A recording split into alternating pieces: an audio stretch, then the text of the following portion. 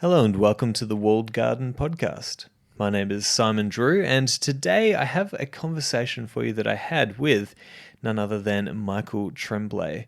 Now, Michael is somebody who I've had on the podcast multiple times before. I think about 3 times before this on the Practical Stoic podcast. So those of you who have been listening for a long time will have heard him around a bit. But for those of you who haven't heard Michael before, Michael is a philosopher. He's just finished his PhD, actually focusing on the pedagogy of Epictetus, which we get into a little bit in this interview.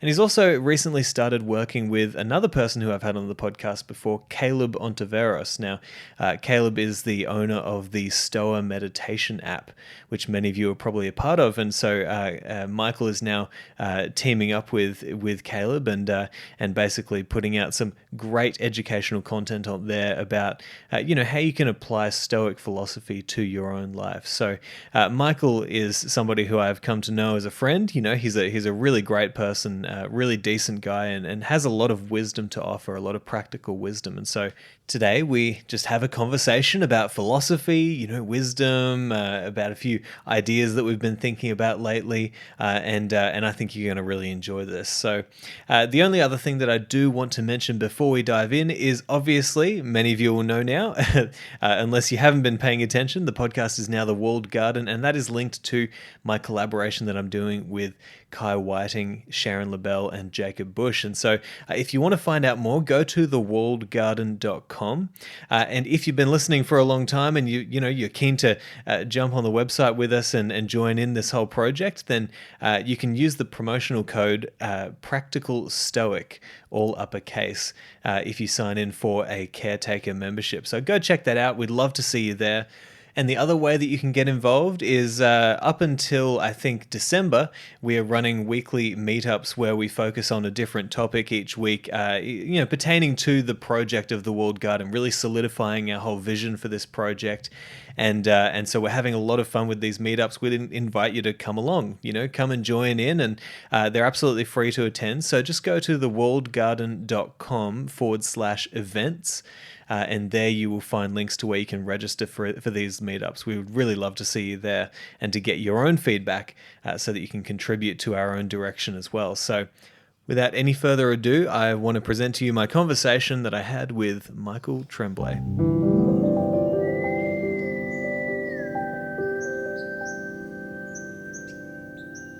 Michael, welcome back. How many times is it now? How many times have we had conversations? Must be at least 3.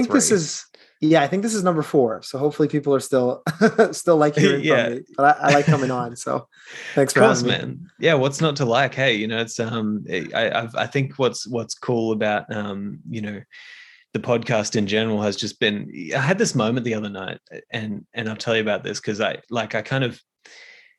had this moment where I finally realized, what the hell? The kinds of people who I'm talking to and the kinds of people who I have contact with and have access to, it's unbelievable. I never thought that I could get to a place where I get to talk to philosophers and, people who are kind of going after these same, kind of goals as me. And same with you, I feel very fortunate that we got to start speaking a while ago, and I got to kind of see you as you progressed along with your PhD and everything, which is awesome. And now you're kind of taking your place in the world with your philosophy. And I guess talk to me about because I wanted to find out.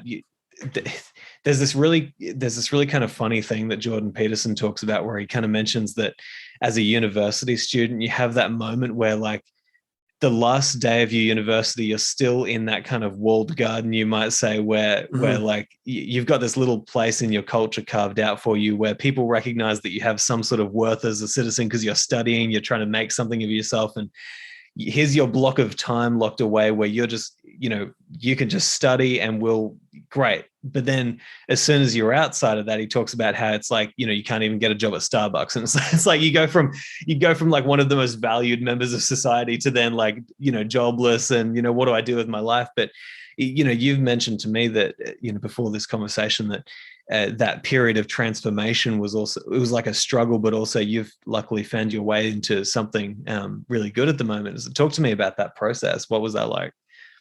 Yeah, it was really, really tough. So for those that don't know me, so I just finished my PhD in philosophy. I guess I defended in May, and then September I started a job. But I was kind of planning to go into academia, and then we can get into academia if we want. There's certain benefits and certain downsides to that. But I kind of had this process of applying to academic jobs, and then I decided to transition away from academia, and then I had this process of applying to industry jobs, so jobs outside of that. And so this was kind of I think it was 13 months from when I applied to my first job to when I started working. So it was 12 months of applying to jobs straight. And yeah, it was really, really tough, because when you're in that bubble, I don't know, bubble kind of sounds derogatory, but when you're focused as a grad student, you have kind of one plan, one goal in front of you, as you talked about, the kind of like you're walled in, nobody externally judges you, you have enough food and money to live and survive, and you kind of have that path in front of you. And there's a certain security in that, but at the same time, it comes with a kind of a lack of perspective, or an inability to perceive other options outside of those walls.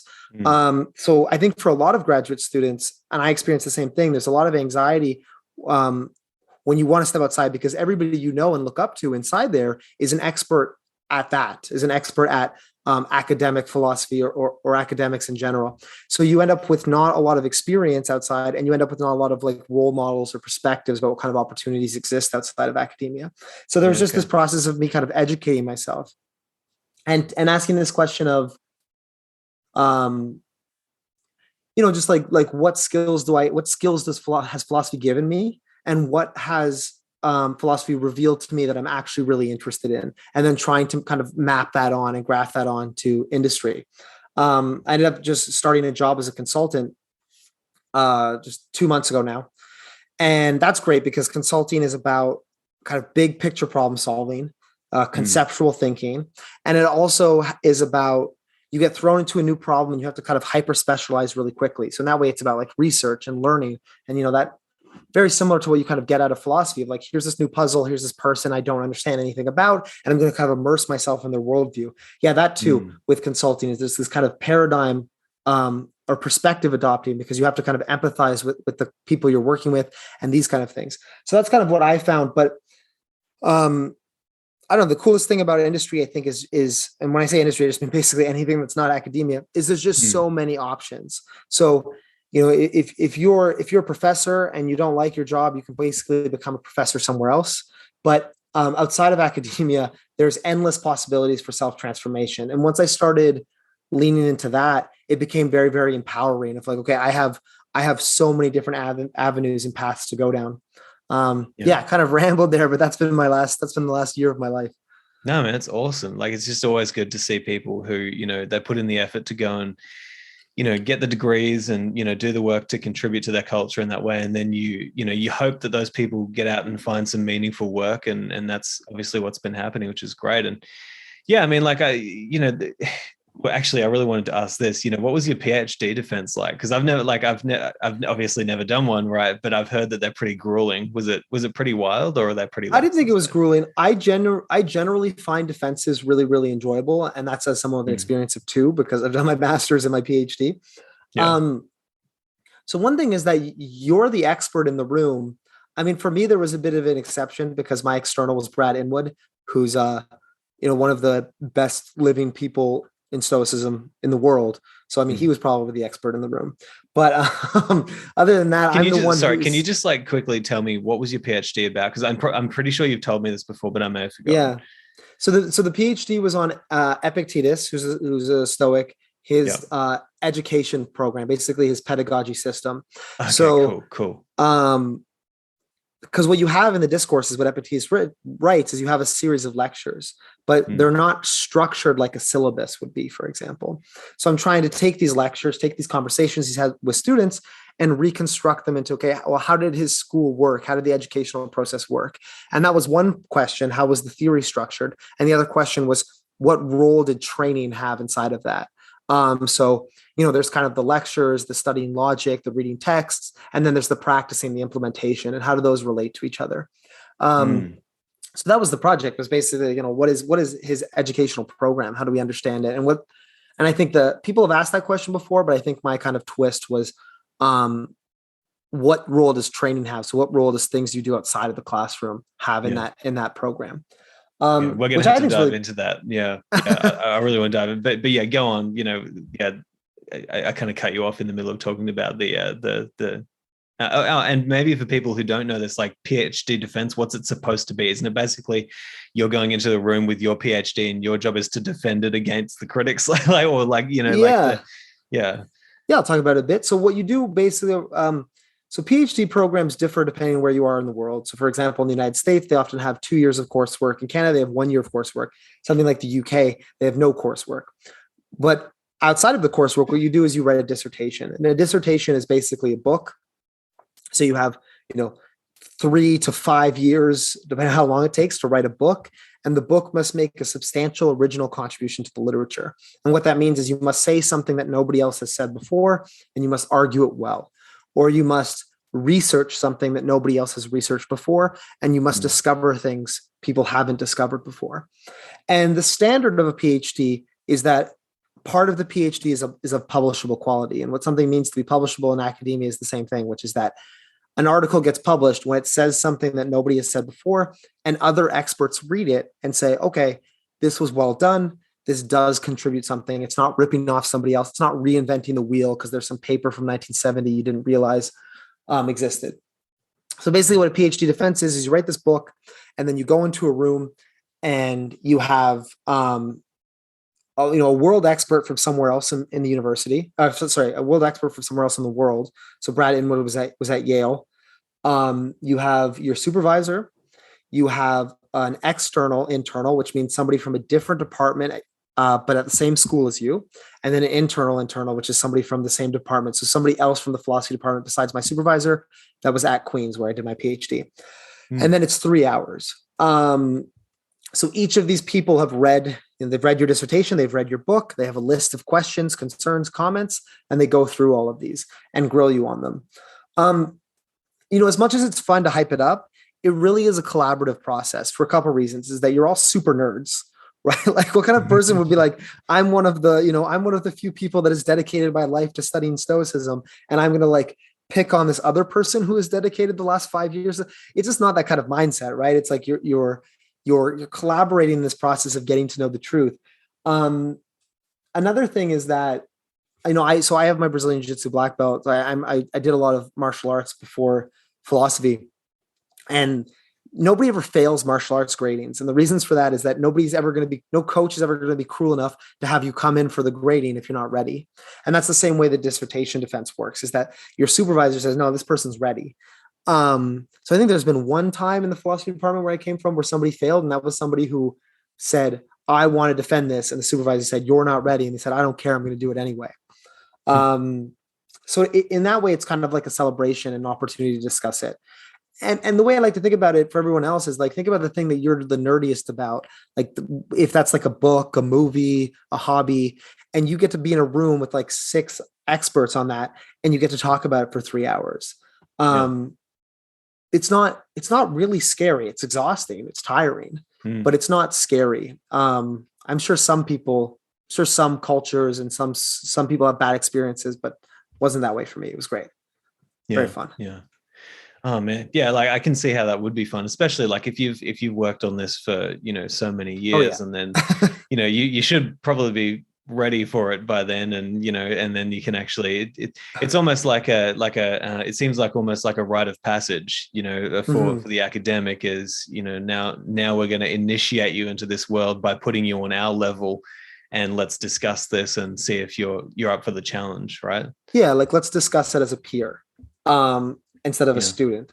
I would say the only other hard thing is because you spent 3 years, like me, I spent 3 years writing it. Someone's grilling you on something you wrote at the beginning, and you're like, I've read it, but you don't remember it as well as when you wrote it because it was so long ago. I think that was the only hard part. But yeah, it was a cool experience, and but it is a nice capstone to a PhD. But the PhD is for me, what I benefit from was that, 5 years of immersing myself in a subject. That for me was much more transformative Yeah. than the one kind of competition at the end, which just kind of showed off what you had already done. Yeah. Yeah. Yeah, man. It's very exciting. And I guess I'm wondering, this whole Epictetus's pedagogy, I'd Mm-hmm. really like to discuss that with you because, like it's a very, very interesting idea that you can kind of look at his writings and then say, well, this is how he would have set up his school. I mean, look, for selfish reasons, I'm going to start asking you these questions because, obviously with Kai and Sharon, I'm setting up this walled garden, and one of the things that we want to do in there is actually, set it up in such a way that this is almost like an online, school, of like in the same way that Epictetus would have had his students sitting around and, listening in and having conversations. We want to do that with meetups and everything. And so, what was, I guess, what were some surprising things that you learned about the kind of pedagogical system of Epictetus? Surprising is a tough question because I guess I've just been studying the same thing for so long. I've kind of forgot what my assumptions were coming in, or what it was like. Oh, that's strange. What about useful? Maybe a better word.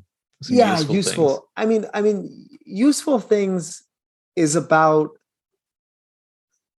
like so. One of the things that I really like about Epictetus, and that I think that a lot of people miss, and that I think Epictetus gets, and I think what makes him unique, is that a lot of people talk about, the ignorant non-stoic, and they talk about the sage.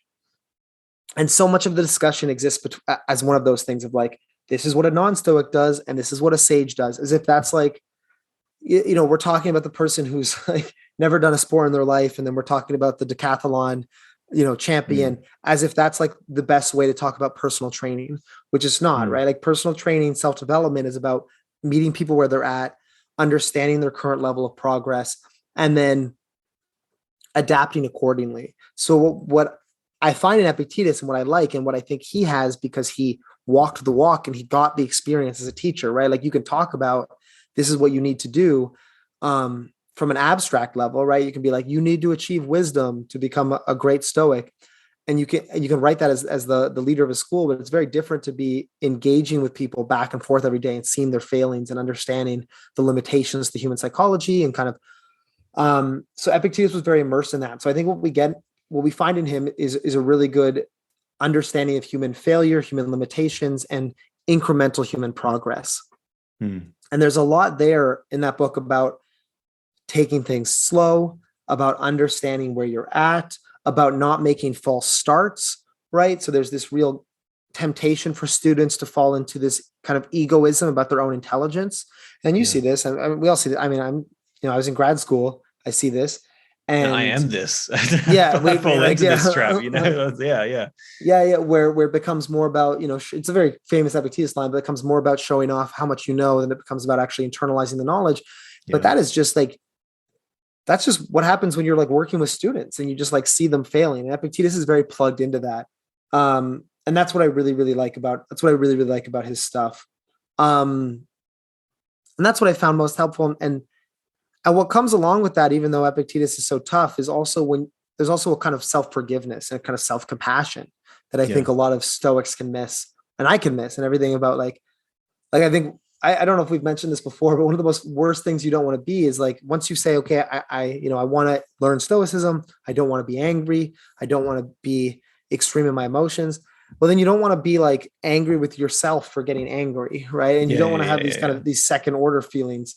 And understanding Stoicism as this thing you progress through, and Epictetus has really helped me think of it that way, has just more self-compassion, which is ironic because he's can be a real hard ass, right? And he's really tough coach, but he's a tough coach working with actual people.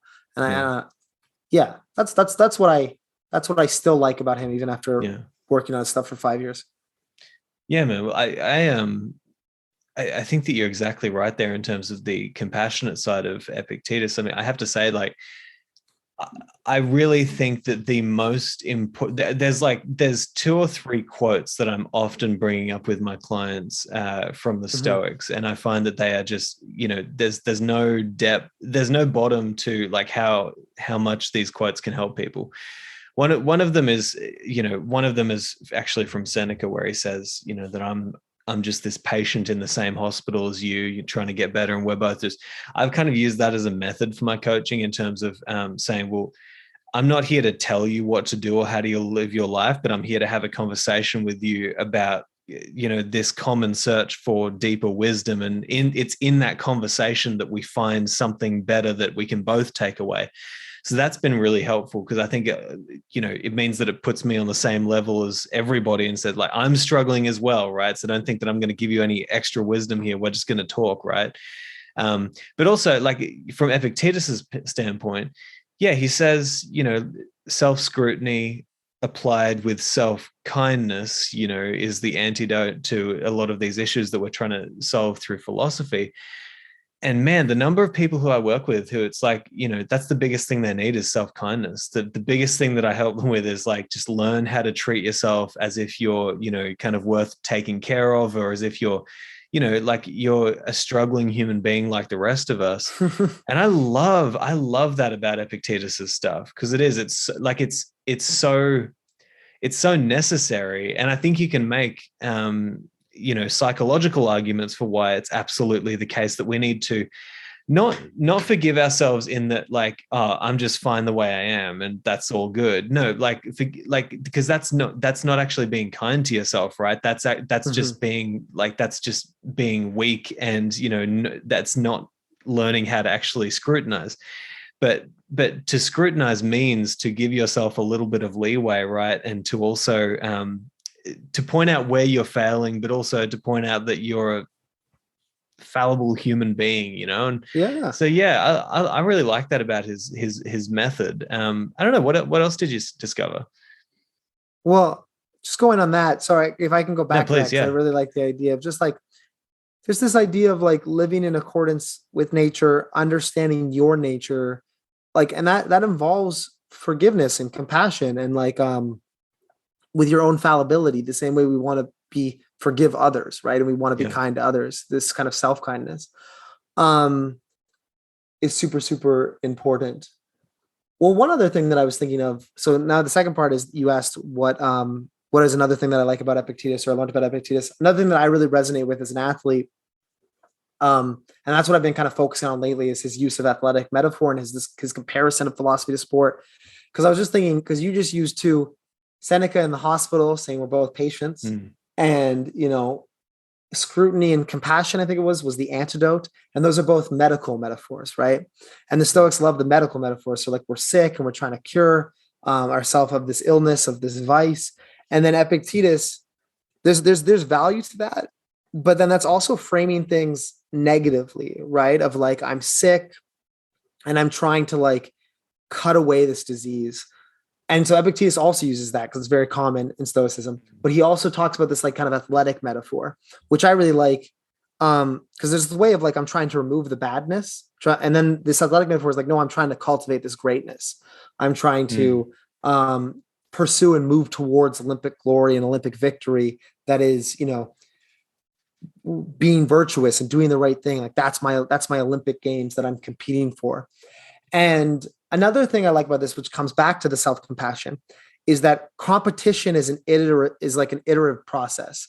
It's something you do again, you fail, you go back and you compete the next day. And Epictetus talks about that. He's like, this is doing the right thing is more important than winning the Olympics, because that's like an internal state of like character and virtue instead of just external glory.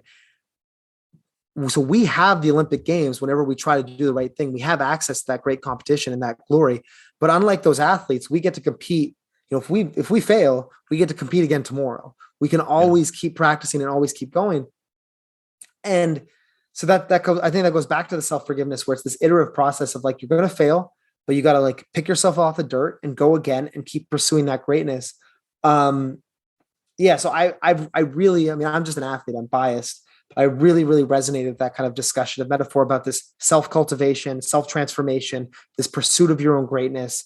And he does that more than anybody else. And that's the thing I like about him. Yeah. There is like a shift there, right? Like do I focus on the negative, or do I focus on what I'm leaving behind, or what do I Mhm. focus on what I'm moving towards, right? And I don't know, like I personally really resonate with the way that Seneca talks about these things, because he kind of, he does take the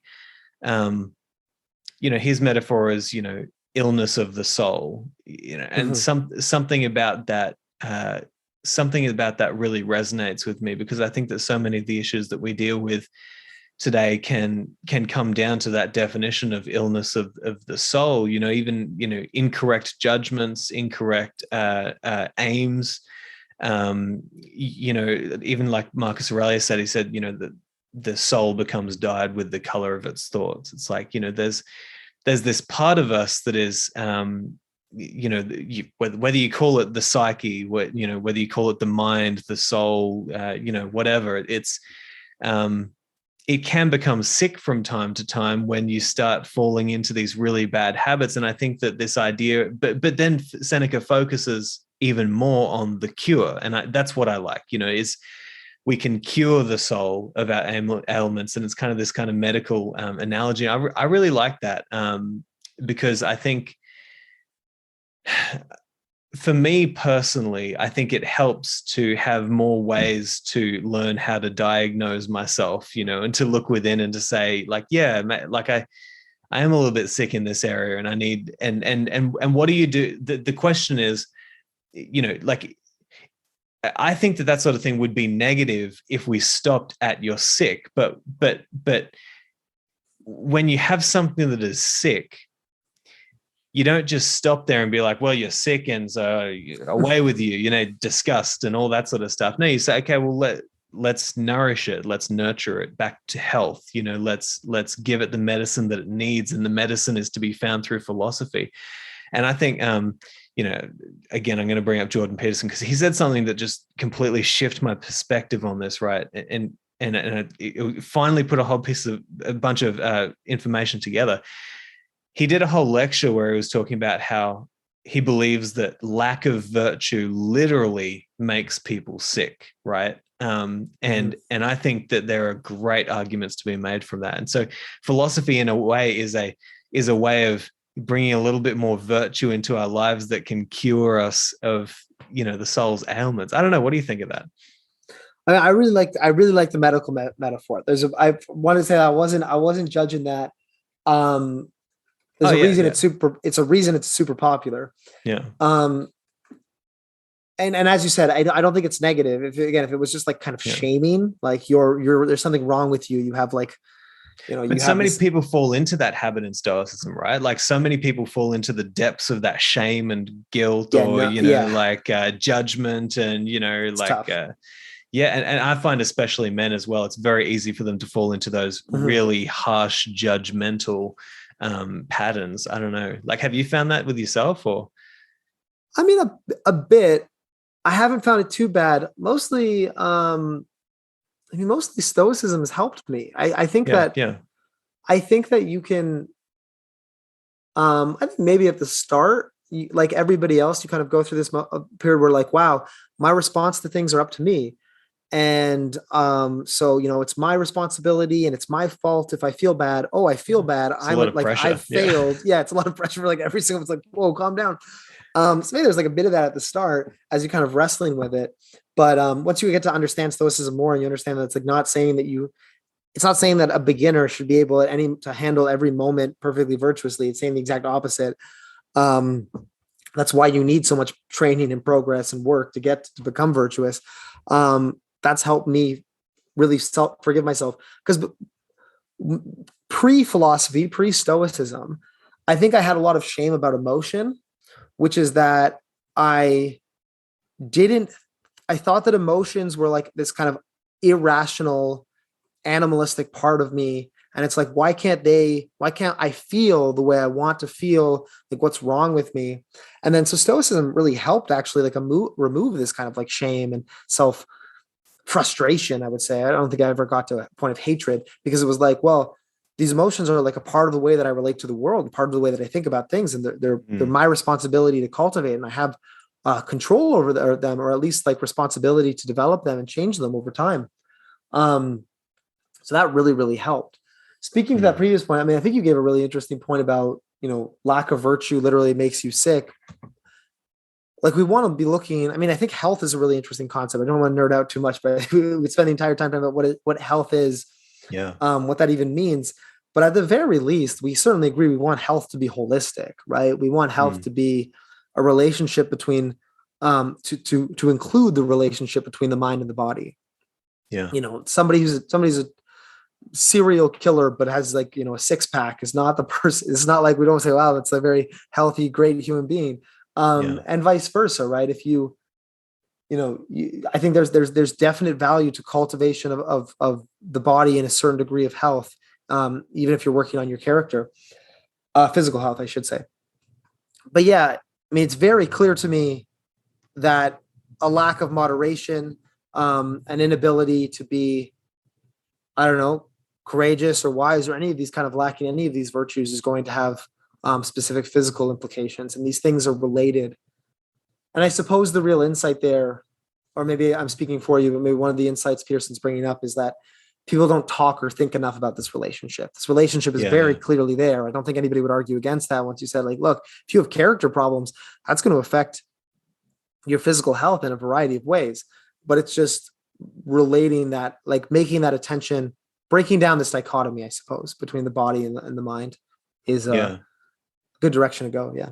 Yeah, absolutely. And I think it's such an important direction to go. I mean, we're living in a time where, if you're going to university at the moment to study psychology, it's like you're definitely going to have a job going into the future because that industry is blowing up. It's like, everybody needs a counselor, everybody needs a therapist, psychologist. Like it's we're living in a time where mental health is just kind of, exploding with all of these issues, and I think that it's interesting to see that philosophy seems to be having kind of a resurgence or like a renaissance moment where the philosophy of the academics is now flowing over into the general public through things like podcasting, through things like blogs and groups and communities and all sorts of things where people are getting more involved in asking these questions around.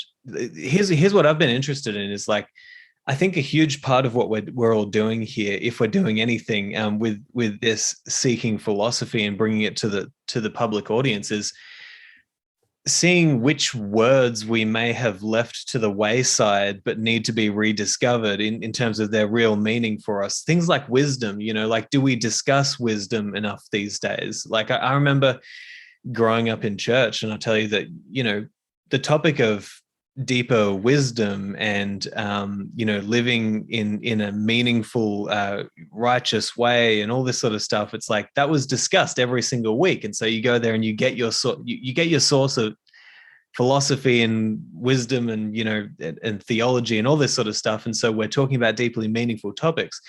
I wonder, in an increasingly secularized world, are we getting enough of these discussions? And also, what are the words that we leave behind? Like, I was thinking about the logos of certain religions, and you think when you leave a religion, you leave behind words like sacred or holy or righteousness, or perhaps even virtue and wisdom, these sorts of things that are discussed regularly. And you think, don't you think part of what we have to do here is revivify these specific words for people and get them to actually meditate on them and think, what does virtue even mean? And how would I have more of it? And what does it mean for me in my life? I don't know. What do you think? Yeah. So I think, that was a lot. That was good. Like, a lot to sorry. I go off on rambles. It was like a bunch of different points we can speak to, though. But coming to this idea of words, I think what you mean, or what I assume what you mean, is that words, they signify something. So that signifying is a concept. So it's which concepts do we want to go back to? Which concepts do we want to, I think of even this idea of like eudaimonia, of like this like more holistic conception of happiness, this idea of flourishing. And we end up in this kind of problem where it's like, well, that doesn't really translate to happiness, but flourishing doesn't really get it across. And so what we've done is we've lost a word for this concept. Yeah. Right. And so much of popular philosophy popularizing of philosophy, and so much of the problems come from having to use different words to try to hit on the same concept, right? And you're trying to make these associations. And so when I think of it conceptually, there's like, which concepts are we talking about? Which concepts are guiding your life? Which concepts do you have access to? And every culture is going to be different, right? So like, you, as an Australian, you have a certain set of concepts, and they're probably pretty close to Canadian, but probably quite different than Chinese or something like this. And philosophy and studying and liberal arts educations and all these things, the whole point is that you get access to different concepts. Like the point of reading a book is getting access to different perspectives, different ideas, fiction, for example. And I think Stoicism is exactly that, is this paradigm that you can apply. And it's a very helpful and very effective paradigm. It might even be close to being true. But there's still a lot of value to like applying Epicureanism or what Plato has to say, let alone, the existentialist or somebody more contemporary. I think I'm going off on my own tangent now, but no, it's working, man. I mean, that's what philosophy is, right? Is philosophy is this examination and this interrogation of concepts. And what most people have is they have access to the ones that exist within their current paradigm of their society or the paradigm of their job or their hobby or the people they hang around with. And then they have those not even interrogated. So they have those not even pulled apart or put under a microscope. So philosophy gives you both those things, which gives you the capacity to put these things under a microscope and different things to put under your microscope. And I think we should always be doing that as much as possible. Try to find the ones that are most helpful for us. Yeah. I mean, one of my favorite authors is Milan Kundera. I don't know if you've read any of his stuff. No. Yeah. He's super philosophical, very enjoyable author. And he has just chapters in his books, which are just like words. He just like defines words. And he just like examines their concepts. He just kind of goes over them like one by one and says like, and just kind of pulls them apart and demonstrates how they relate to the story. Yeah. I mean, concept examination is what I like to do in philosophy. And I think it's incredibly, incredibly valuable. So sorry, to sum that up, I think there's this idea of being exposed to different concepts is valuable, but then like, you don't even need to be exposed to different concepts. I think people should cultivate the capacity to examine the ones they already have and think more deeply about those. Yeah. You got to start somewhere. But like, I think I like your analogy of putting it under a microscope. I think Sharon Labelle, she said, to her, she said, we need to learn how to liberate the wisdom from these ancient books. I like that word liberate, because it's like there's, trapped within these words are these concepts and these ideas that can have the power to completely transform our lives. But we, as the readers or the thinkers, the perceivers, we have our responsibility is to not simply just read them, but it's kind of like what Heraclitus said. He says, he said like those unmindful when they read may be likened unto the walking dead. Now that's a powerful poetic line, right? With like a metaphorical structure underneath it, but nonetheless, it's kind of right. It's like, if you're just reading the words, but you're not thinking like, how does this word specifically fit into this sentence? What does it mean? Then how does this sentence make sense in this paragraph? And then this paragraph in this book, and this book in this in this culture, and this culture in this age. And it's like, man, like there's endless wisdom to be liberated from like a single word or a single sentence. I'll tell you, when you changed me, man, like it was like you taught me that philosophy, that the ancient classical definition of philosophy is actually love of wisdom, to love wisdom. And so the philosopher is somebody who by definition loves wisdom and is seeking wisdom. And that really changed me a lot. And it just made me, oh, sorry, I'm just dropping things here now. It really made me think about this thing that Jim Rohn once talked about, because he said, isn't it funny how we say things like, I couldn't see, the way, but then he told me this, or I read this book, or I heard these lyrics from a song, or, like something like Sorry, that. my cat is jumping up here. Your cat just jumped on This is Gus, which is named after Augustus, so it's perfect. He can that's join great. us for the Gus. We've got a special guest on the show today. Yeah, exactly. So yeah, Jim Rohn, he just said, like, it's funny how we say, I didn't see something, but then his words helped me to see. And that's exactly right. Mm-hmm. There's something about words, that there's a relationship between words and sight that, like, you literally perceive something completely new and shift direction. You can never be the same again once you truly understand the definition of a certain word, or or once you understand a new concept and idea. I just think it's very interesting that we use that kind of metaphor, right? Yeah, I think so. So a couple of things, like, so this idea of the philosopher. So in Latin, like the word for science, like scientia, is which is the same word, they just pronounce their C's hard. That just means knowledge. So the scientist is just like the knowledger, like the person in pursuit of knowledge. But I think it's interesting how in our contemporary times, like, all the old philosophers were all scientists, mathematicians. Yeah. They were everything. And excuse me. I'm loving this. Sorry. 1 second. He jumped on and turned my screen off. There we go. Back on.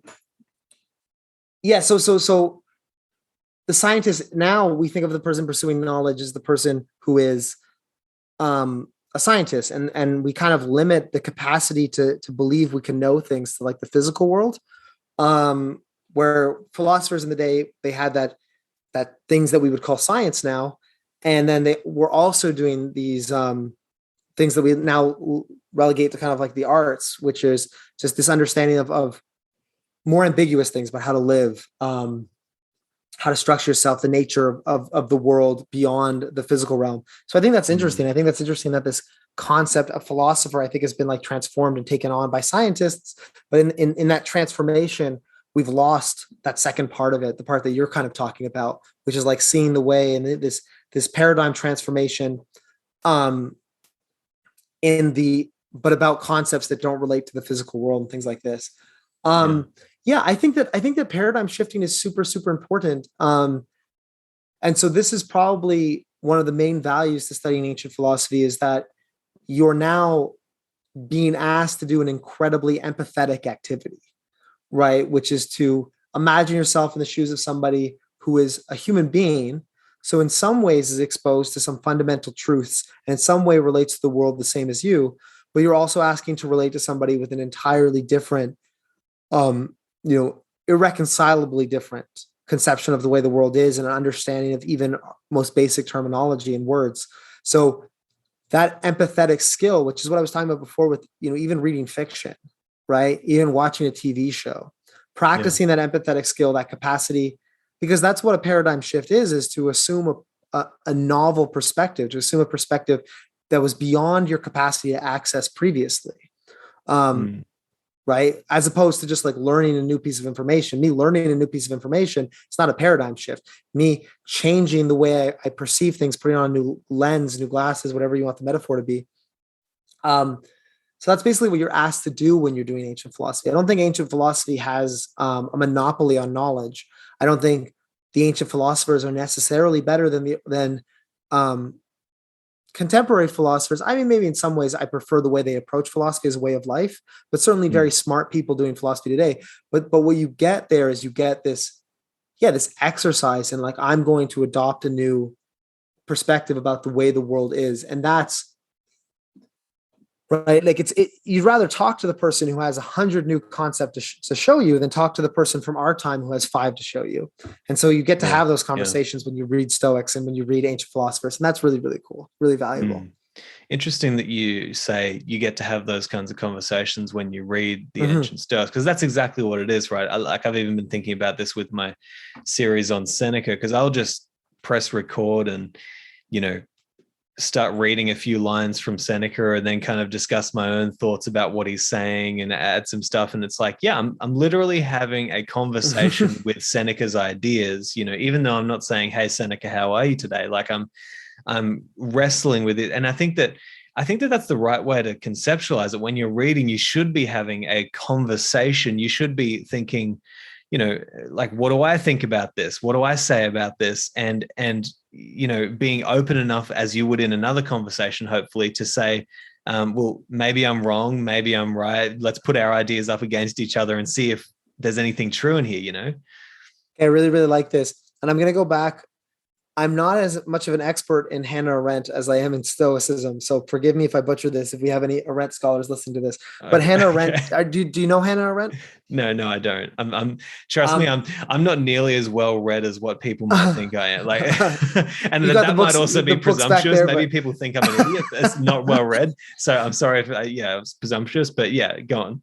You both hope you're well read and recognize that, or you both hope people think you're well read, but also recognize that if they do, they're probably overshooting. Probably just I'll call upon Jim Rohn and just say, maybe listen to what I say, but don't watch too close. That's my. But Hannah Arendt was a modern philosopher who was writing substantially post World War II. So she wrote Eichmann in Jerusalem, which was an examination. Eichmann was the person who coordinated the train systems for the concentration camps. Okay. Where we get this interesting because we also have like Viktor Frankl's Man's Search for Meaning from the same time period, which is probably the best modern Stoic text there is, or at least closest modern Stoic text that inspires people today. So Eichmann ran the train system. So it was this kind of system of like, how could a person get to this point, right? How could somebody do it? And the main takeaway from that book was about the banality of evil.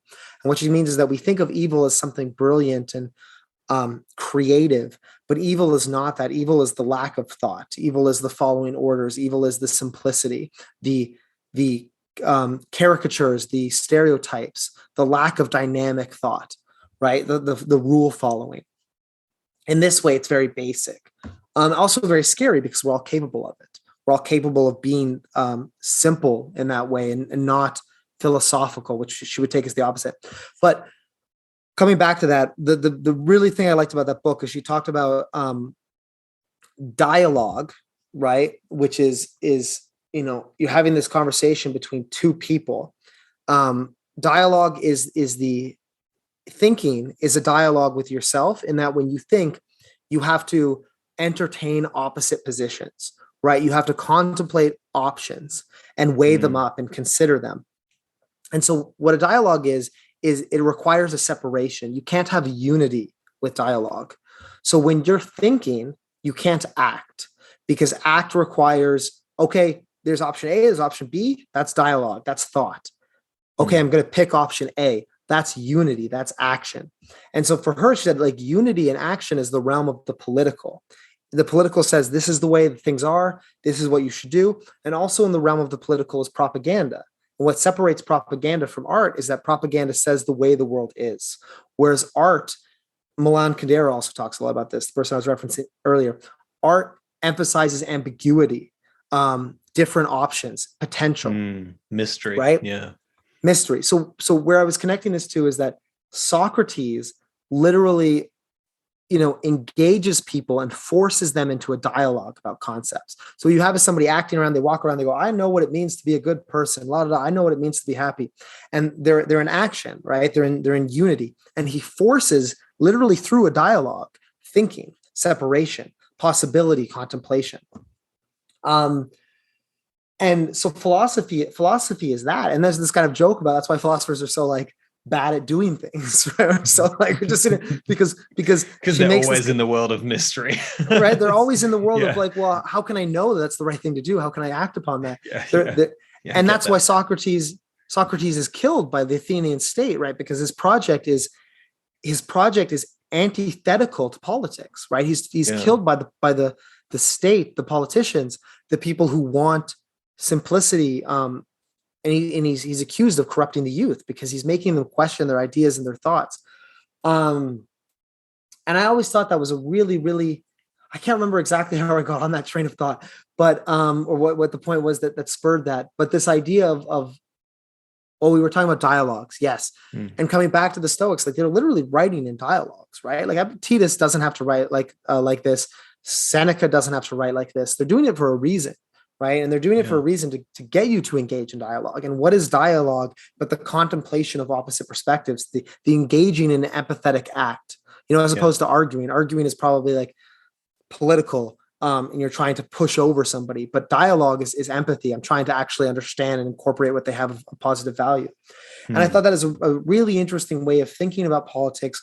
As philosophy, a really interesting way of thinking about thought and dialogue as this contemplation of ambiguity, mystery, and for Arendt, that's the opposite of evil. That's the opposite of people that do terrible things are the ones that don't question and don't allow that kind of ambiguity, that empathy, and they don't think, basically, at the end of the day. Yeah.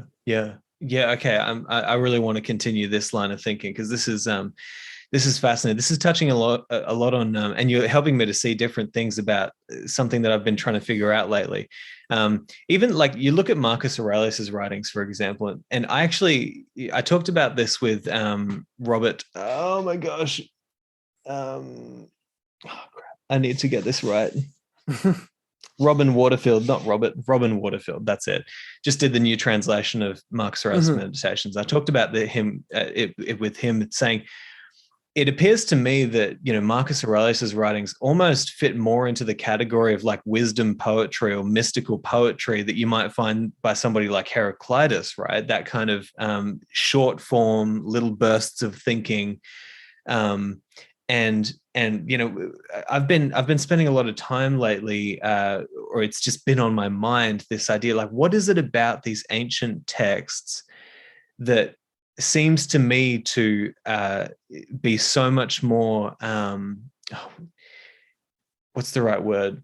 Engaging, it might be, or deeply meaningful to me than a lot of the stuff that I find today. And I think that it actually has to do with something that you just said there, right? Because it's like the political or the propagandistic or the kind of more solid way of thinking, you might say, is along the lines of like, here's the way the world is and here's what you've got to do, right? And I've been trying to pull myself away from that. Like I always tell my clients, it's like, I'm not going to give you your 10 steps for Stoicism and then away you go and you're going to live a happy life. That's not what it's about. And I think that, like, I'm going to say this because it's what I think. It's like, I think that a lot of the books that are being written about Stoicism today are books are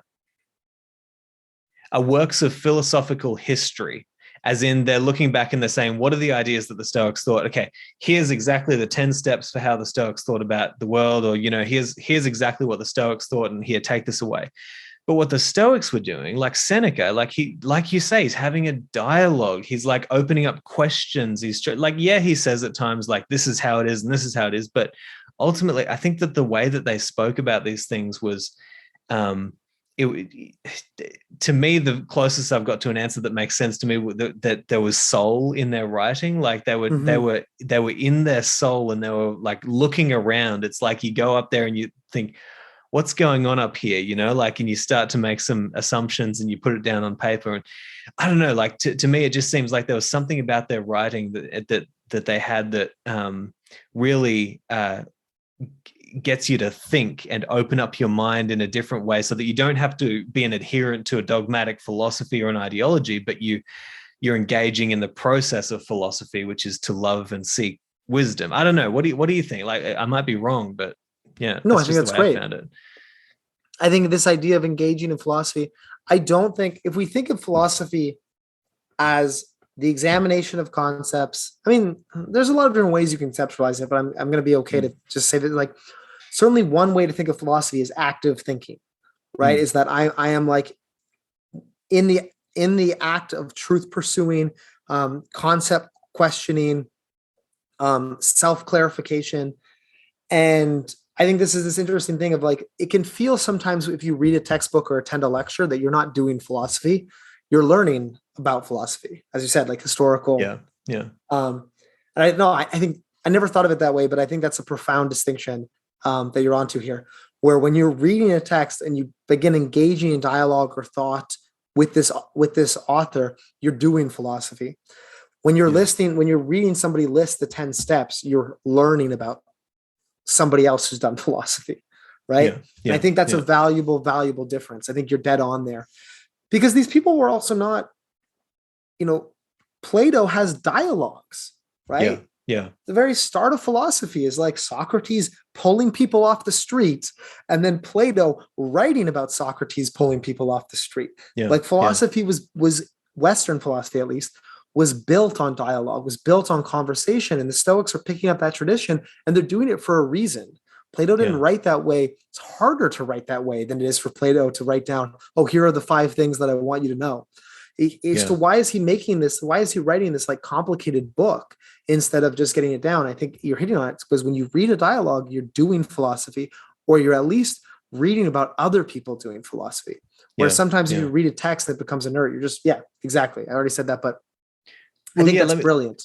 Well, let me throw something else here, right? Because I've been thinking, you might know, I just started a Master of Theology or Master of Divinity. It might cut off short of the Master of Theology, but anyway, the first course that I've taken is on the Old Testament prophets. So really fascinating stuff. Like I'm really, really fascinated by the prophetic tradition. I think it's something that perhaps could be revivified in our modern times, because it's like, at times people had this occupation where they would gain a different vision of the world, and they would stand back and they'd kind of watch things. And the really simplistic kind of idea that I give of a prophet is like somebody who like stands back and can see a different perspective of the culture, and they can see the cyclical nature of history, right? In these patterns repeat themselves.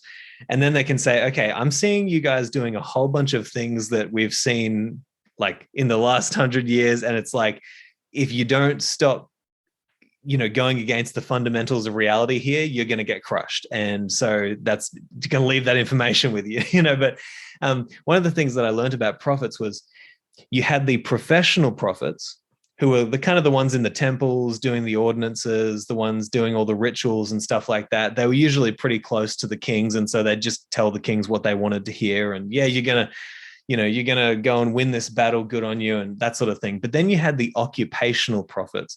Now, these were the prophets who, they were the kinds who would come along and say, like, I can only speak that which God tells me to speak. I'm not going to speak for you, not going to speak for him. I'm only going to speak for God, right? And not only, it was like a calling for them where they felt that they were engaging in this process of channeling deeper wisdom into the culture, but it wasn't like so that they get paid. It was because that's all they knew how to do. It's like what they had to do. And I think he had the same thing with philosophers. It's like, when Seneca writes his epistles, right? I was thinking about this, and I said this in a recent interview. It's like Seneca didn't write his epistles because a book publisher said to him, hey, by the way, Stoicism is really popular today, so we need you to write a book about Stoicism because it's going to fit into the market. He was not a professional philosopher. He was an occupational philosopher, because to him, he was actually trying to wrestle with these questions. And he says it in his writings. He says, I think in his 4th letter, I'm writing these because I want to pass something of value down for the future generations to hold on to. It's like, that's somebody who has a calling, not a book deal. Do you know what I mean? Like, and so to me, I think that there's a big difference there to be discovered in like, what is the role of a professional philosopher? Okay, great. Like, love the professional philosopher, but then there's the occupational philosopher who is engaging in a different process of philosophy altogether. I don't know. Does that resonate with you? Yeah, I think that resonates with me. I might want to push back on this a bit. Not push back, but like push back. Interrogate a bit more. I guess I'm curious, in your view, what is different about their projects? Like, if I didn't know who was who and I read a book by a professional, a book by an occupational, would I be able to tell the difference and why? I'm trying to figure that out. Like, one way is like, it just kind of sucks, when you see people that are fake or they're doing it for the wrong reasons, it just kind of gives you an icky feeling. But do you think I guess I'm asking you a question. Do you think it changes the art at a fundamental level or the work at a fundamental level? And if so, why?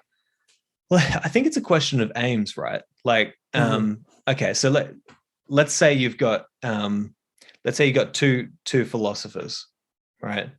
They both go to a book publisher and they say, hey, I've got some questions I'm trying to answer. I've got some philosophical ideas I'm trying to explore. And I really want to put this out into the world because I think that the ideas I'm trying to explore are meaningful, useful, and will be beneficial to the people in our culture, right? You take a look at somebody like Nietzsche, like he sold very, very few books in his lifetime, right? But he became known as one of the all-time great geniuses, So he wasn't doing it for the market, right? Now, let's say you take these two philosophers, one publishing company says, great, I trust you as an occupational philosopher that, like you're thinking on a certain level, you're trying to grapple with press. I trust that you're going to figure out the correct aims. I trust that you're going to try and figure out the correct motivations for doing this book. And I trust that if you're truly doing your job as an occupational philosopher, then there'll be something of use in your writings for the general public. Now, the other philosopher goes there and the book publisher says to them, I know you're kind of thinking along those lines, but what we really need right now is a book about XYZ, because this is what the market data is telling us that the market needs to hear.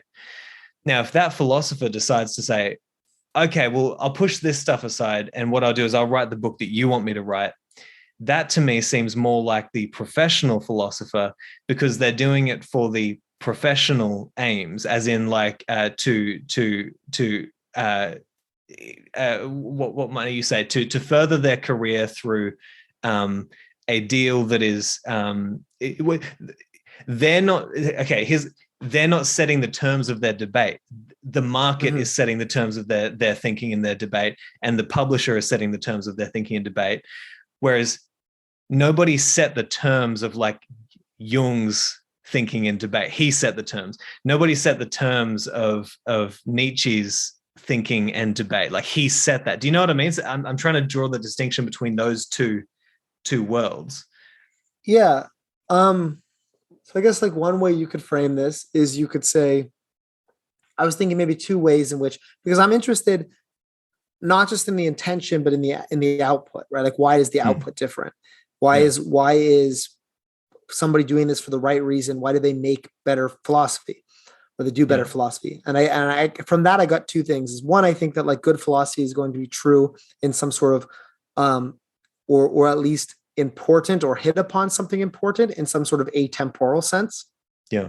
So when you're like constantly responding to the market, or you're responding to the needs of others, you're going to be doing something that's very circumstantial, very like, right, a response to the current conditions, and it's going to age quite poorly. Another thing that I was thinking about from that was this idea that like good philosophy is very, very, very hard.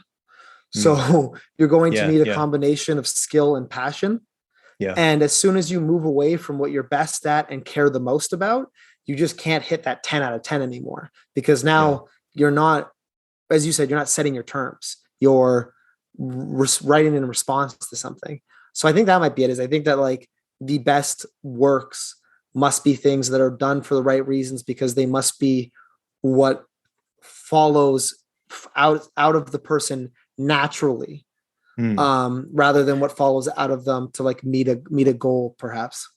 Well, I wonder if it's they must be that, or if it's just you look at history and that's just naturally what we push up. Like if you think, what are the books that have stood the test of time? It's like then you have a pretty solid idea of what has been self-selected by humanity as the greatest possible thinking. And that's why somebody like, I think you make a really good point here, which is that things that are market driven are not going to stand the test of time, because they are circumstantial. And so, they'll speak to the moment. Whereas, yeah, somebody like Nietzsche comes along and you think, man, his writings are going to be wrestled with for so long, because he wasn't thinking, what can I talk about this? But he was wrestling with the circumstantial, or with the circumstance of his time, because he was, in many ways trying to figure out this whole death of God situation. It's like, that's circumstantial, but it's also and also, I'm not saying that everybody can be a Nietzsche, right? Because that's just not true. It's not wise to think that. But yeah, there was something about these great thinkers that they kind of just decided, I'm gonna set the terms of my my debate here, and I'm gonna push the boundaries of my thinking. And yeah, I think that's it's interesting. And I think there was something that you said there that actually made me, what I did want to say is, I also want people to know that I think I don't want to be like ideological on this perspective. It's like, there's value in taking a look at the market and maybe saying, okay, well, how can I align what I'm interested in with what people are wanting right now? Because then, you can kind of guarantee that your writing is going to be useful for something. It's the reason why I started the Practical Stoic podcast, because I thought, I'm using this. Other people might get some value out of it. I can see that they might. There's nothing wrong with that. But yeah, I guess I'm just trying to get a better definition of like, what's the occupational philosopher? What's the professional philosopher? Is there a difference there? And yeah, I see your perspectives, and I like the pushback. It helps me. Yeah. Yeah. I mean, a lot of these times, so not only are sometimes people not responding to their times, sometimes people are so far outside their own times that it, ruins their careers and everything, right? Like, so you have Nietzsche as the example, but Kafka is another example that comes to mind. Just somebody that people wanted nothing to do with, right? But then they end up getting, as you said, pushed up by like the selection of humanity over just years. And then another thing, I mean, just to reiterate that, I don't think there's anything wrong with responding, and I think you can actually provide a lot of value to responding to what people need to hear in the moment. It just happens that those end up not necessarily being the things people want to read 2,000 years from now.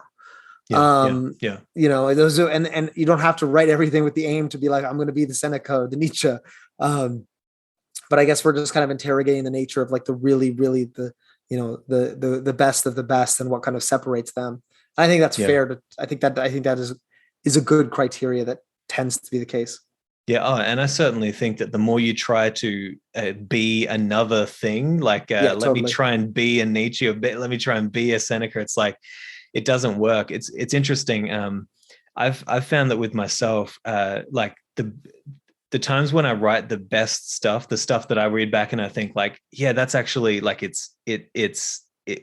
works. Speaks to the soul.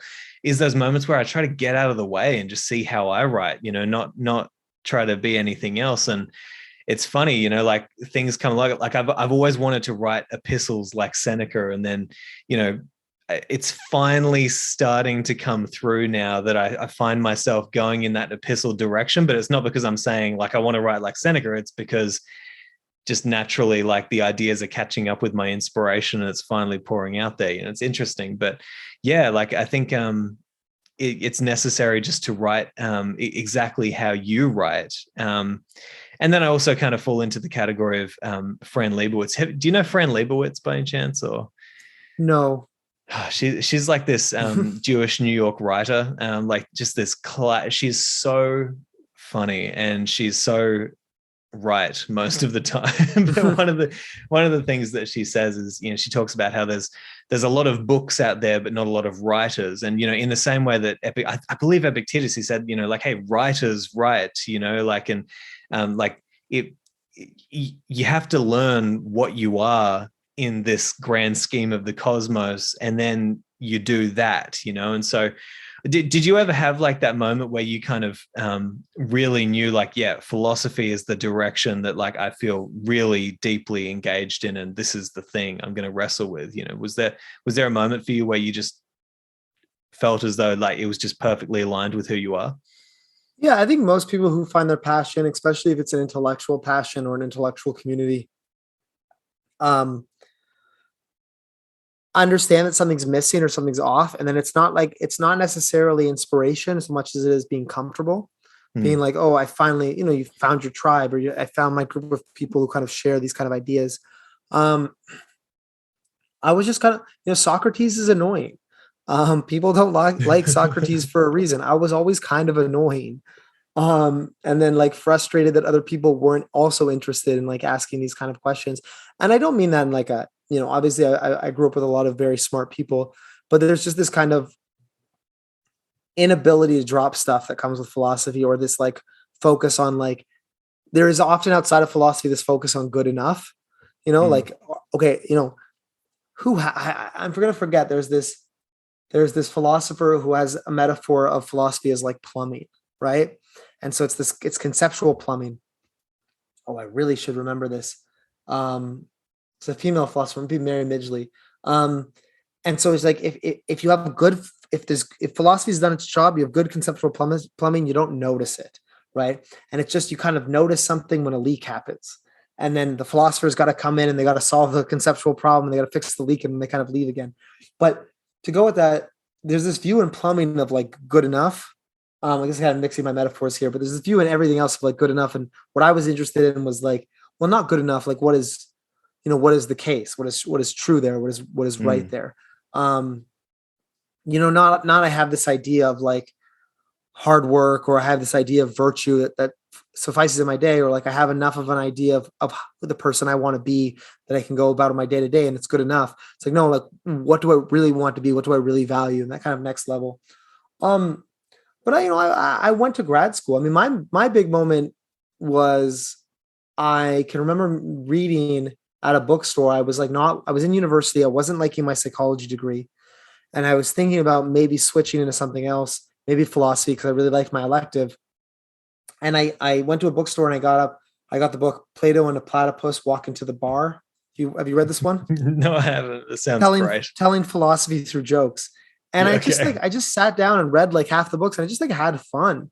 And it was just this process of like, I'm enjoying this. This is like really interesting to me. And that sounds kind of trivial, but that's really all it is. I would say is like, find that thing that you have fun while you're doing it. It checks those boxes. Yeah. And that was it for me. It was like, if I was the kind of person who picked up a math textbook and had fun reading 100 pages of that math textbook, I should probably go into math, just find that thing that there's a spark there. And that was it for me. But like most people, I think, you don't know it exists, right? So you're a kid and you've played soccer, you've played basketball. And if you had a passion for those, because you went to basketball practice, but there's no philosophy practice. There's no philosophy class, all the way up until university.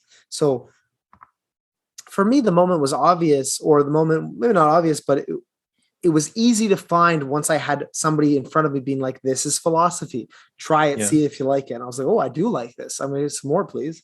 That's exactly right. Some more, please. Yeah. But the problem was not knowing that flavor existed until I was, already in university. And I think that's the value of what you're doing, or the value of public philosophy in general, is like, people don't know this stuff exists, right? Yeah, exactly right. And I've been thinking a lot more lately that, one of the big caveats that I have to, put in people's faces when I do this podcast is to say, I'm doing this podcast, and I'm doing philosophy, and I'm doing coaching, and I'm doing music and poetry and all these things because I feel deeply called within the depths of my being to do this sort of thing. It is an occupational love that I'm doing here. And that might not be the same thing for you. I think like a lot of people, when they get into something like Stoicism, it's easy to think, I need to become, for me, it was like, I need to become the philosopher, but I was doing it out of like a real passion for this sort of stuff. But no, the philosopher's task is not to teach people necessarily to be more philosophers by definition, other than like the lovers of wisdom. It's to teach them to understand, or the practical philosopher anyway, to teach them to be more of themselves, like who they truly are, to actually discover what it is that what role they play in our culture that would be meaningful and useful for them and everybody else. And you're right, like that's the biggest problem, right? It's like you don't know something that you can't see. And so we're always, and that's why I think I've been really focusing lately on, how do you learn how to actually feel virtue? in your bones. It's like that moment when you feel like you're in the right place at the right time, doing the right thing.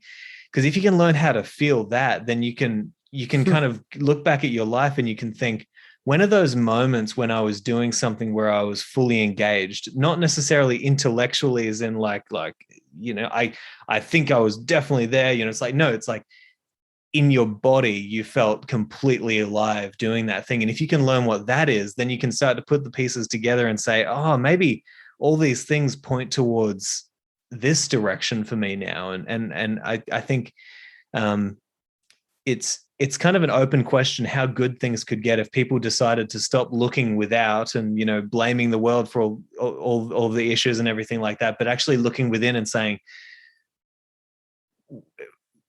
how can I sit in, like Sharon LaBelle said this, and it always stuck with me. How can I sit in my seat in the theater of life? Like the place that I'm supposed to sit in and do that really well. I guess you have to find the seat, and then you have to be okay sitting there. So I guess you kind of have two things. It's difficult, right? You're right. It's really difficult to be okay sitting in your seat because it takes a lot of trust. And then you have to think, well, what am I trusting? Like, am I trusting in the Taoist sense, the kind of the Tao that flows through all that, or in the Stoic sense, am I trusting in the Logos that I will be, be able to navigate this without, forcing myself in other directions? It's like, it's because I've personally found that the more I let go, the better the stuff that I put out becomes, and that has to do even with, before the conversation today, I said to you, let's not do like an interview style. Let's just have a conversation. Let's just see where we take it. And I'm so glad that we did, because we've been going down interesting directions. Anyway, I think you wanted to jump in there, but I just kept on rambling. No, I was just commenting on the seat metaphor. I mean, I think there's a lot there. I think one thing that you're talking about that I think I'm going to be interested as you kind of develop your thought on this. And there's like a lot of there's a kind of privileging in your view of a kind of like experiential knowledge. And there's I would call it experiential knowledge of kind of being in the moment or being present. Yeah. And there's kind of a separation of that from like thinking or thoughts. And I think that's a lot to wrestle with. And I think that's an interesting view. And I think that there's something we have metaphors for this, right? We talk about our gut, or we talk about our conscience, or we talk about these kind of other sense of the sixth sense or something like this. And I think that's an interesting concept. And I think I agree with you that we should seek out those kind of moments where we were kind of unified in that sense between the mind, the gut, and the, whatever, everything else was kind of, and that kind of allowed this presentness without this otherness. I agree that we should seek those out. And I think that those are important. But at the end of the day, like, just bring it back to that self-forgiveness. Sometimes that just comes down to doing things that you don't like, you didn't like, and you realized, oh, that's what that felt like to like be something that wasn't engaging me, Yeah. So there's also, there's this idea of like, follow your passion, go with your gut. And I think there's also value, if you don't do that, to kind of like learn about the pains of not doing that, or get a better view for like, oh, I have a better sense of what I love to do because I spent a couple of years doing something I didn't love. Yeah. I guess there's kind of there's a versatility of that. Because I think sometimes when we say that, it can loop back. I don't think you were saying it that way, but it can loop back to kind of that idea of like shame of like, if you're not living 100% authentically right now, how dare you? You're not. And it's like no, there's this being authentic is this like problem solving where you try to figure out what authentic, and you try to find that seat. You sit down in some other seat and you're like, oh no, it's not the one for me. But it's better than you not sitting in any, or it's better than you picking the wrong seat right at the start and being like, no, 100%, this is my seat. I know it because I'm authentic and I'm living in that spot. So I not that you were not implying otherwise, but I think, and more saying this for myself as well, there's this value to experimentation as you figure out what that authenticity looks like for you. Yeah. Oh yeah. Yeah. Experimentation 100%. Like I feel like personally I've arrived at a place where I really understand a few things about myself, like a few Mm-hmm. really important directions that I need to go. But I didn't get there, in a second. It was like, I've done so many different things. I've gone and managed gyms, or been on cruise ships playing music, and all these Yeah, different yeah. sorts of things. I'm the kind of person who never finished anything. I was always just jumping about, but now I've finally found places to sit, right? Um, but I think what I'm interested in is like, we need to learn how to feel something, and we need to learn how to Mm-hmm. listen to what we feel and how the body tells us things, right? But also, like, I'm interested in, now that you can learn how to feel those things, you also, like, we can make a logical argument why you should learn how to feel that stuff. And we can make a logic, like, then when you feel a certain thing, you can make a logical argument for whether or not this is a feeling that is worth, assenting to, or not, or um and this is in many ways why I brought Sharon LaBelle and Kai Whiting on with me in this project for the World Gardeners, because there's this line from Alan Watts where he talks about how, the world is always divided in between prickles and goos. You've got the prickly academics. They think the world is very, very prickly and very kind of the very intellectual, very, very logic driven, that sort of stuff. But then you've got the artists, so Sharon LaBelle probably fits more into the artist type, which is, the world is very gooey, very mystical, very, strange and peculiar and unknowable ultimately. And so when you bring those worlds together, Alan Watts says, the thing is, like, they're always at odds with each other, but the thing is, the world's actually not just prickles or goo, it's gooey prickles and prickly goo, right? and so if we can bring the feeling together with the intellectualizing, it's like, that's a strong case for, like, so I'm interested in doing both of those things, but as an artist, I find that I always just fall into that very mystical way of looking at the world. Oh, you go But goo by, if you're I not go careful, go. you just go full goo. I go. That's exactly right. I go full hardcore goo. Like, but yeah, I don't know. Maybe people have got that from the podcast, or maybe not. But that's the that's the general direction I tend. But yeah, man, I have to. I'm going to try and be respectful of your time here, and I do want to make sure that. So I interviewed Caleb Ontiveros, a few weeks ago on the podcast, and now I'm glad to hear that you're officially working with him, right? So, like, talk to me. What's going on there? Yeah, so I mean, if anybody stayed along this long and still listening, then they're at least a little bit interested in, hopefully, in the kind of stuff I'm working on and doing right now. Yeah, So man. leaving philosophy, I wanted to still have a way. So one way that I conceptualized my leaving of academia is that I think, let's say at the end of my PhD, my knowledge is about an 8, and I think this is something you could really empathize with. My calling and my interest is not really moving from an 8 to a 9 to a 10, which becomes very slow. And I spend the rest of my life moving from an 8 to an 8.5, and then I die.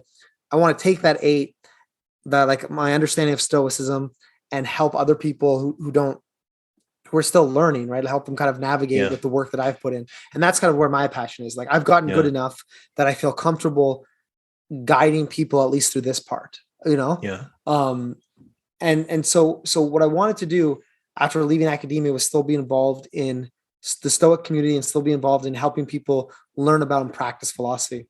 yeah, So what I've done is I've joined up with Caleb at Stoa. And what Stoa is it's a meditation, journaling, and theory app on Stoicism.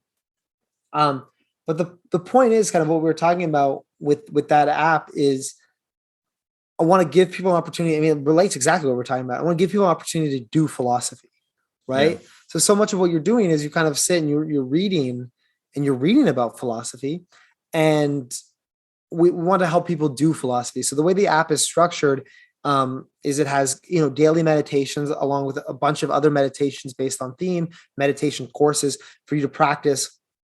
And we've been talking about plugging into your feeling, plugging into kind of your mind, your sensations. And I find meditation is really, really helpful practice for that, and helpful way to kind of get in touch with thinking carefully about these concepts and these questions, right? Especially if you're yeah, meditating on a specific theme.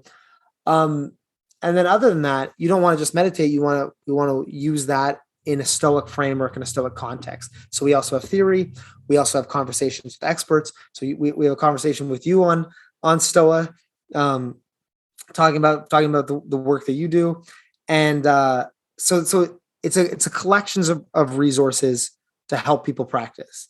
And I'm super passionate about that. I'm super happy about that because I want this to be something accessible. At the end of the day, Stoicism is something that I got into because of, I was able to take philosophy courses in university, right? Not everybody's in that position. And that's also not the best way to learn for everybody. A lot of people learn better by doing.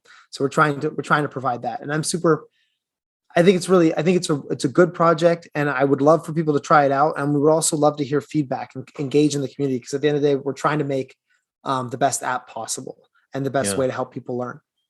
Yeah, man. And I'd imagine your understanding of Epictetus's kind of pedagogy is that's going to come in real handy there, right? Like, is that what you were thinking as you were doing this PhD? Is like, this is going to be useful to actually help people to see the pathway of Stoicism, like how it teaches you to be, philosophically minded? Oh, absolutely. Like, I'm interested in progress. That's what I'm interested in. Right. Like everything in my own life, I think if there was a unifying theme, everything in my life I found meaningful has been progress. It's not been being there. It's the journey, not the destination. It's been self-transformation. And along with self-transformation, I'm interested in helping other people transform, because it's just like, this is what's given me the most meaning, and I want to help other people have it. And so Epictetus is the guy who's like, provides that Stoic outlook on that. And this is how a Stoic can structure their training. So yeah, absolutely. I've stolen it or at least incorporated the parts that I think are valuable, or the parts that I think work today. But yeah, I'm just interested in teaching, working together, helping others, and, helping myself through this process. So yeah, those are just the topics that interest me. So naturally, like, moving to the Stoa app was just a very natural switch. Yeah. Well, I'm really excited to see that, we're now in a time where, people have so much opportunity to find their little, group or community of people who are wrestling with the same sorts of questions as them. And, obviously, it can go in the tribalistic direction, but, in Stoicism, you see a really interesting thing happening now. I think this is the thing that I'm trying to participate in as well, even with the Walled Garden, is saying, if I was to set up my own philosophical school, how would I do that? Caleb did that with the Stoa app. It's like the Stoa app is a philosophical school where you can go to learn about philosophy and how to use it in your life, and you're participating in that as well. And in the same way that modern Stoicism did that, they've got their school. And it's such a fascinating time where we have so much opportunity to do that, right? And I just think it's great that you were able to move into something like that after your PhD. Oh, I was super happy about it, because I did not want to. Philosophy is just an important part of my life, and I think part of philosophy, Stoa is most people would know this, but the Stoa is the painted colonnade, the porch where the Stoics met. Philosophy is collaborative. It is dialogue. It is working with other people. So I want to continue to do philosophy, not just continue to read about philosophy. That distinction that we managed to pull out during this conversation is going to be very helpful for me moving forward. And like, I can sit at home and I can buy books and I can read, and there's a lot of value to that. Same way I like to read about all kinds of topics, but the Stoa app is designed to help you do, and that has to be something that's collaborative, engaged with other people. We're also right now doing workshops on there. So where people come and ask questions, and we talk and we brainstorm topics, because I think that's something we just added, because I think it's a really important part of doing philosophy. Yeah. But I'm so happy. It's just so cosmopolitan now. We're very, very lucky. We live on other sides of the planet, right? And we've developed a kind of a friendship around philosophy and discussing Stoicism. And we're super lucky to live in that time. And the Stoa app's able to exist because of that. But as you said, other great resources like Modern Stoicism, or the Practical Stoic, or the Walled Garden, these are just resources that are able to exist and influence people because of the time that we're at. It's a great time to be into philosophy. You don't have to take a boat over to where Epictetus is teaching. Yeah. And that's actually a question I wanted to ask just quickly was, and then I'm gonna wrap up the interview. But So talk to me about the actual setup of Epictetus's school. So like how long do we know anything about like how long people would spend with him, or like, what was the setup of the school? Yeah, I'm going to acknowledge that I'm quite bad historically. I should. Okay. It's part of there being. There's not a lot of information on this. There's not a lot of clear information on this, um, and that's part of me as a philosophy nerd. I get kind of pulled into the ideas instead of the circumstances, which I should. Basically, it was Nicopolis, which was a city in Greece. It was a lot of Roman citizens, and it was primarily young men.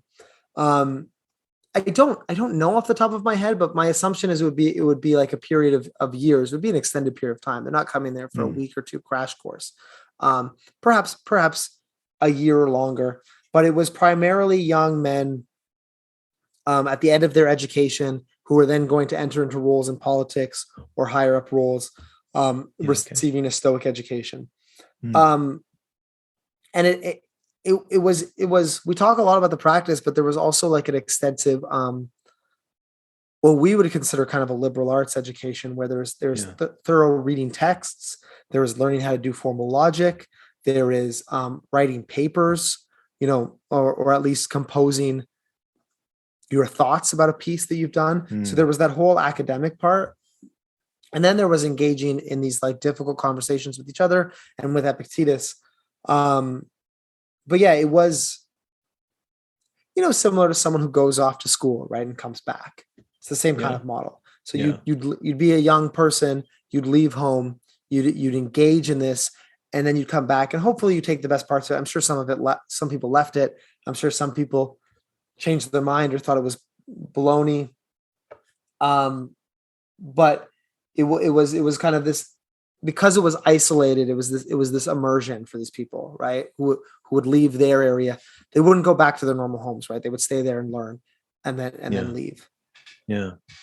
Yeah, that's fascinating because I never knew that it was so uh, specific in terms of like, you say you've been researching the pedagogy.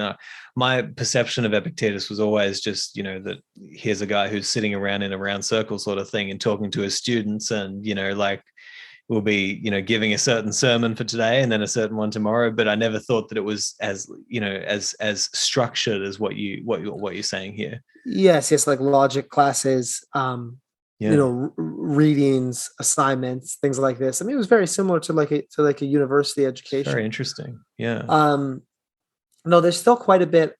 I was talking to Erland McGillivray, who he wrote a book on Epictetus and lay people. So he wrote a book about Epictetus's relationship with non-philosophers. But Mm. he's was telling me about Nicopolis, which is actually quite well preserved, um, and not quite as broken down as other places. So I'm gonna visit one day, because Epictetus talks about the theater and Mm. going in and like conducting yourself well in the theater around other people, but like that theater still exists, it's still there. So I'll have to go one day and walk around and see all the stuff. It'll be cool. Yeah, man. Oh man, it'd be so good to spend some time in Europe, going to all these places and just, Hmm. just being in that place. But look, I have just one more question for you. I wanted to ask this earlier, but then I thought maybe I'll save it for last. When you look around the culture at the moment, when you see kind of what's happening in the world at the moment, I don't know if you keep up with it, but we all get it by just osmosis, I think, just with the amount that we all talk about things these days. But nonetheless, yeah, when you look at the world, and you think about your role as a philosopher for the rest of your life, you're going to be grappling with these questions. I guess what problems are you excited about tackling? What do you think is your like frontier of I guess contributing to the culture, and yeah, problems, opportunities. I'm just going to throw that out there and see what you think. Yeah. Let me throw that out there without really a question. Yeah, it's another big question. I mean, so the first way I think about philosophy in general is, the life worth living, or sorry, the unexamined life is not worth living, right? So it's this question Yeah. of just like, you need to live intentionally, and I don't care I don't care what value system you adopt, live intentionally in your value system and be willing to argue for it and defend it. Right. And that's what, for me, what separates Stoicism from religion. And I'm sure there's some religion that's open to this, but certainly not all, which is that Stoicism, or the ancient Greek philosophies, were complex value systems about how to live, about what happens when you die, but they were willing to argue it and they were willing to debate it. And I always come back to that Marcus Aurelius line about, like, I'm interested in the truth. You know, if you could prove to me that Stoicism was wrong, I would believe your school instead. Like, I'm not dogmatic in that sense. So people living intentionally, people questioning what they come to believe when they live intentionally and be willing to give it up. And one thing I think about, that's something I want to push for. Another thing is Epictetus talks about, which is protreptic philosophy. So protreptic is the Greek word for turning somebody towards something. And this is basically like motivational things, inspiring things. So some of Epictetus's philosophy is not meant to teach you anything. It's just meant to pump you up. Right. And I think that popular philosophy has that role of taking something that can be very boring, can be very dry, and being protreptic, is turning people towards it, exposing people to it. Because I think that's the main problem in philosophy, is that most people don't know about it, right? It's undiscovered. And like, if you tried it and you're like, oh, it's not for me, I'm going to have this other hobby instead, or I'm going to think about my life carefully through my art, or, you know, through my relationship with my family. It's like, good, cool, that's great. But you can't make that decision unless you've been exposed to it. So this kind of popularizing, protreptic, inspiring function. The other thing that I'm interested in, so living intentionally, the other question that I'm interested in is this question of, I guess it's kind of like epistemic humility, which is kind of a complex way of saying it, but gaining an understanding of what you know well, gaining an understanding of what you don't know well, and gaining a reasonable deference to experts in those areas. You know, and that comes back to Socrates, right? That also comes back to Epictetus, which is the first part of philosophy, is to like admit your ignorance, because you can't learn something you believe you already know. But I think we could benefit from a lot more humility. And I think that the ironic benefit of the PhD is the PhD taught me humility, because I spent 5 years learning something and I still don't know everything there is to know, but I still have people who could, you know, walk circles around me in a variety of different ways about a variety of different topics. Right. And understanding of like, wow, it took me 5 years to get this good, and there's still so much I can improve on, is a real humility about everything else I know. And I don't know if you ever have this experience. Sometimes I go on this where I use Reddit, and I'm using Reddit to like learn about different things. So, oh, I'm interested in this topic, I'll go on the community. And then sometimes I'll go on like the Brazilian Jiu-Jitsu Reddit, for example, or maybe the Stoicism Reddit, and you'll read somebody say something, you're like, oh, that's terrible, that's so wrong. And you're like, oh no, everything else and every other thing has been that incorrect too, but I haven't noticed it because I don't know as much. But just that kind of intellectual, which is like a sad experience. But gaining that kind of intellectual humility and cautiousness, I don't know, that's something that I think I've really benefited from, and my main takeaway after my PhD. And hopefully you can inspire that. And I think that comes with living intentionally, living carefully, and clarifying concepts. I think you gain that humility through doing philosophy. So they're related. Yeah, man, absolutely. I mean, there's just so much. There's so much that our culture offers us, from, you know, in terms of wisdom of the past. To imagine that we can even scratch the surface of, you know, understanding all of these things that everybody's been wrestling with for all this time. It's like, yeah, man. But look, I just want to thank you. This has been really fun, and I don't think we even, you know, scratched on, you know, half of what we could have talked about today. So we're going to have to do this on a more regular basis. I think it'd just be good to maybe next time we get Kai involved as well, get him on here and, you know, have a you know, round table sort of discussion. But yeah, thank you. And everybody knows, hopefully, to go to the Stoa app, found in every good app store near you, I think. Well, yeah. Anything else you want to let everybody know before we sign off? No, I mean, just can they get your PhD? Can they read it? Like, Yeah, so that is online. It's up on Queens. Um, I don't know if I've actually posted it anywhere else. I mean, I posted it on my social media channels and things like this, but these things are kind of related, which is that, I mean, I'm sure if you Google my thesis, you'll get it. Like if you look that up, but I think I always like to say is like, I like engaging with people. I like talking about Stoicism. So if anybody wants to pursue any of these topics further, or wants to reach out, or wants to talk about anything, like just, you know, Google me, you'll find the email, reach out to me, message me on Twitter, anything like this. Yeah, because I just want this to be a community. I don't want this to be a thing where, like, I talk and I don't expect people to listen non-engagedly or non-questioningly, or like I like discussing these things. So if people want to reach out, please do. Yeah, absolutely. Well, Michael, thank you again. And until next time. Thanks so much, Simon. You've been listening to the Walled Garden podcast. For more episodes just like these, or to join our community, go to thewalledgarden.com. See you there.